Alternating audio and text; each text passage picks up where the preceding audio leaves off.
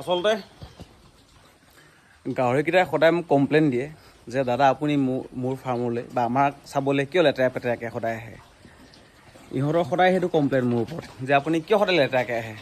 এতিয়া ভাবিলোঁ আজি অকণমান ধুনীয়াকৈ চাফাকৈ আহিছোঁ, অলপ ষ্টাইলত আহিছোঁ। এতিয়া সিহঁতেও খোজ দেখিছে ইমান ধুনীয়া দানা খাই আছে, একো অসুবিধা নাই, পূৰা বিন্দাছ খাই আছে। এতিয়া কথাবোৰ তেনেকুৱা মানে অকল গাহৰি ফাৰ্মাৰ হ'লোঁ বুলি যে অকল লেতেৰা কাপোৰ পিন্ধিব লাগিব কথা নহয়।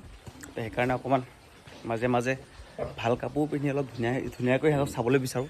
সিহঁতেও বিচাৰে, সেইকাৰণে যিহেতু কাৰো আপত্তি নাই। চাওক কি ধুনীয়াকৈ চবেই দানা চানা খাই আছে, দেখিছে, কাৰো আপত্তি নাই, চবেই দানা খাই আছে বিন্দাছ।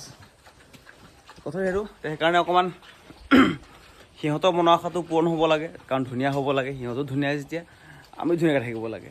বাকী যি কি নহওক, ধন্যবাদ। জয় অসম।